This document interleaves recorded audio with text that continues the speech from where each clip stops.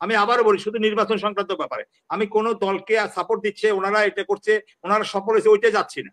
আমি বলছি নির্বাচনের তালবাহানা নিয়ে আমি প্রশ্ন তুলবো কবে?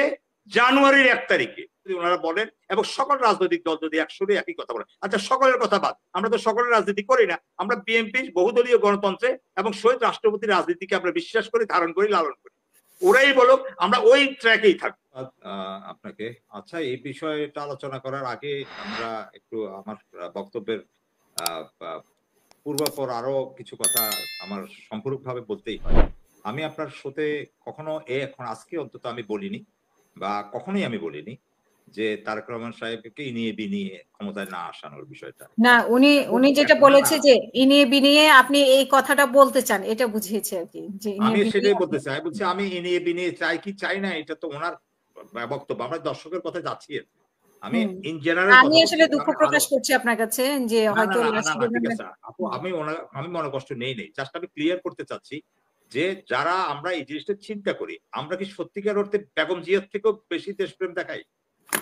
উনি যে বর্ধিত সভায় বক্তব্য দিয়েছেন এই আপসীর নেত্রী অসুস্থ অবস্থায়, তিনি কি বলেছেন যে এই মানে সংস্কার, ন্যূনতম সংস্কার দিয়ে নির্বাচনের দিকে যাওয়ার জন্য অতটুকু উনি কি কোনো টাইম ফ্রেম বেঁধে দিয়েছেন? যে আমরা, বা উনি কি একবারও বলেছেন যে সরকার ব্যর্থ হচ্ছে, এই হচ্ছে, সরকারের যে কথাগুলো বলা, মানে যে কথাগুলো নির্বাচন দ্রুত দিতে বলছে, নির্বাচন দ্রুত দিতে বলছে, নির্বাচন দ্রুত দিতে বলছে। আমি তো এটা নিয়ে আমি বলছি টাইম ফ্রেমের কথা। আপনি তো, আমি বলি নাই যে নির্বাচন দিতে বলে নাই, আমি বলছি টাইম ফ্রেমের কথা। এই মানে সময় চাচ্ছি তারও আগে চাচ্ছে, এটাই দ্রুত বুঝায়। হ্যাঁ, আমরা বুঝলে তো তাহলে তো আমরা উনি হয়ে যেতাম। উনি তো আর এমন কাউকে ভয় করে, উনি তো জাতীয় ঐক্যের প্রতীক। মনির ভাই, আমরা একজন আরেকজনের প্রতিপক্ষ না হয়, আমরা কিন্তু দুজনই একই সমমনা মানুষ, কেন আমরা মিস ইন্টারপ্রেট করব?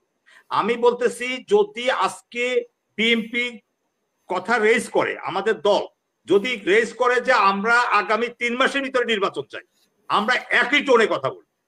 কিন্তু আমি বলতে চাচ্ছি, আপনি একটু বোঝার চেষ্টা করেন, আমাদের জায়গাগুলো তো আরো সূক্ষ্ম। আমি বলতে চাচ্ছি এইটা, যে যদি বিএনপি যদি বলেন যে, বা সকল রাজনৈতিক দল যদি বলে আমরা আগামী 3 মাসের মধ্যে নির্বাচন চাই, আমরা একই কথা বলবো, একই টোনে, কোনো হেরফের হবে না।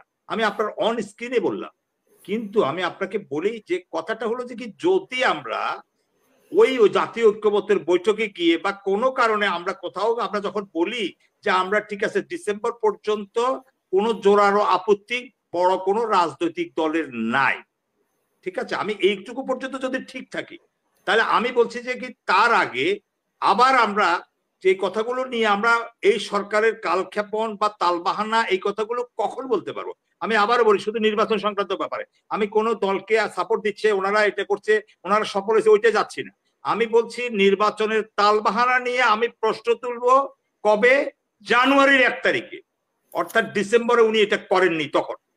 এখন আমি যদি কলাম লেখার চেষ্টা করি, তাহলে আমি ভেতর থেকে ওই কথাটাকে বের করতে চাই, বা আমি আমার লেখনী ক্ষুদ্র মেধা দিয়ে, সামান্য মেধা দিয়ে আমি ওই জায়গাটায় অ্যাড্রেস করতে চাই। যে এর বাইরে কথা বলতে গেলে, আমি যেহেতু বিএনপির মতাদর্শের একজন শুভাকাঙ্ক্ষী, আমি মনে করি যে কথাগুলো মানুষের কাছে ভুলভাবে ব্যাখ্যায়িত হওয়ার সুযোগ থাকে, আমি ওইখান থেকে সাবধানতা করি। আবার না হলে বিএনপি কে স্ট্যান্ড চেঞ্জ করে সকল রাজনৈতিক দল, জামাত সহ সবাই, চরমোনাই পীর সবাই মিলে বলতে হবে যে নো, আমরা ডিসেম্বর বলছিলাম, কিন্তু আমরা এখন সন্দেহের চোখে দেখছি, আপনাদের এই কারণে আমরা মনে করছি যে আপনারা ডিলে করতে পারেন, আপনারা সফলতা অর্জন করবেন না, সুতরাং আমরা আমাদের সমর্থন প্রত্যাহার করলাম, আমরা আমাদের দ্রুততম, মানে আমাদের একেবারে সুস্পষ্টভাবে বলবে মার্চ এপ্রিল আমরা নির্বাচন চাই, দ্যাটস অল।